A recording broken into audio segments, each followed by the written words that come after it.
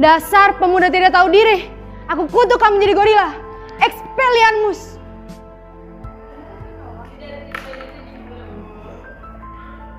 Wah. Oh tidak, aku menjadi lebih besar. Lalu dia mematahkan tanduknya hingga. Tidakkah kita meminta kepada Tuhan untuk menjadikan kita seekor anjing? Ampun buaya, jangan makan aku masih kecil, dagingku tidak banyak. Kenapa kamu tidak makan gajah saja? Teman-teman aku. Tapi masa orang tua aku menentang aku? Oh gitu. Tapi aku mau kok bantu kamu. Saya akan memaafkanmu jika kamu mau menikahi putri saya. Tandukku sangat cantik bukan? Tapi kenapa? Kenapa kakiku seperti ini? Kenapa kakiku sangat kecil? Aku tidak suka. Oh ini. Nenek cuma lagi buat jarum dengan besi ini. Boleh, tentu saja kami tidak akan menghabiskan sebanyak ini. Iya maaf, tadi aku lupa, harusnya aku pelan-pelan gak dilempar gitu. Yaudah kita makan aja yuk, aku udah sangat lapar nih. Dian, pemburu pun datang. Mana hasil tangkapanku hari ini? Hahaha, ternyata hasil tangkapanku adalah gajah. Hahaha. Ini nenek ada sedikit rezeki untuk kamu. Tidak usah Nek, tidak apa-apa. Saya ikhlas kok untuk membersihkan segalanya. Bagaimana kalau kakak datang seminggu lagi? Saya akan jawab. Iya, terima kasih.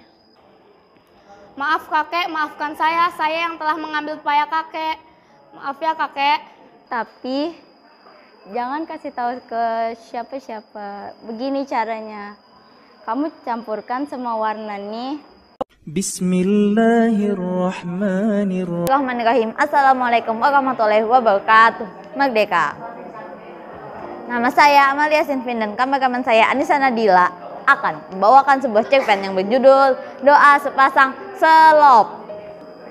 Alkisah, ada sepasang selop yang tinggal di sebuah kerajaan istana yang berada di sebuah gudang tua. Selop itu tidak pernah dipakai, bahkan dibersihkan sekalipun. Sehingga selop itu sering sekali diinjak-injak oleh tikus-tikus yang sedang melewatinya. Dan saat selop itu layaknya seorang suami dan istri. Saat si istri melihat sebuah tikus yang bisa keluar masuk melewati suatu celah yang berada di dalam gudang itu tersebut, si istri pun merasa iri pada tikus karena tikus bisa keluar masuk dengan gudang yang sempit itu. Karena dia iri, dia pun berkata kepada suaminya, "Wahai suamiku, tidakkah kamu iri melihat tikus-tikus itu yang dengan mudahnya berlalu lalang masuk ke gudang istana ini?"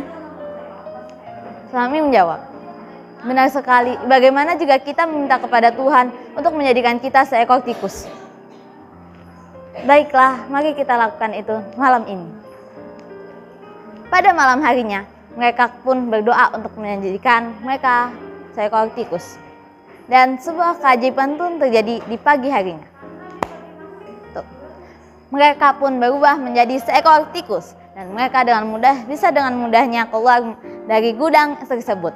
Saat mereka berjalan-jalan, mereka lapar. Jadi mereka melihat seekor ayam di situ.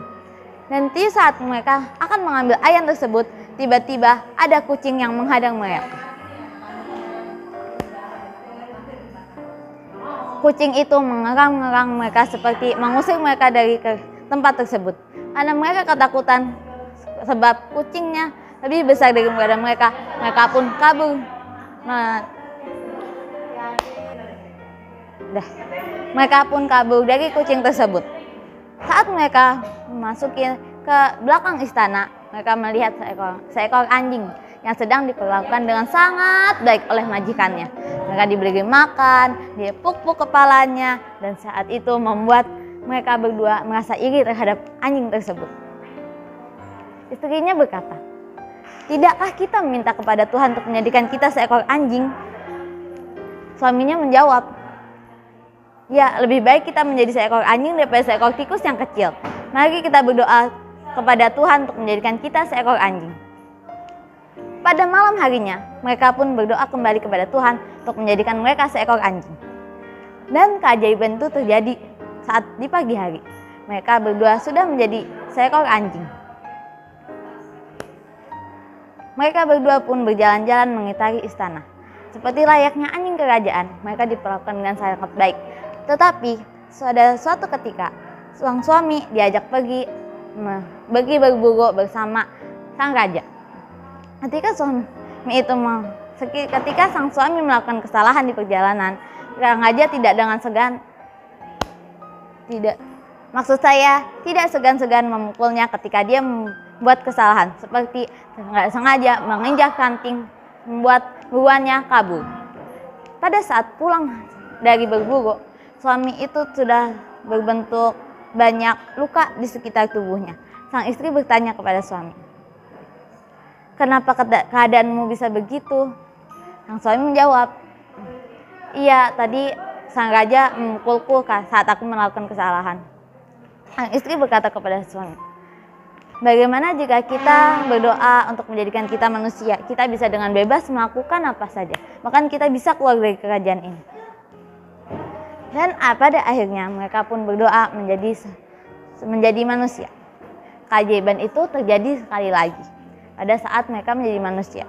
Mereka pun berdua mulai keluar dari istana dan mereka membuat kerajaan istana sendiri.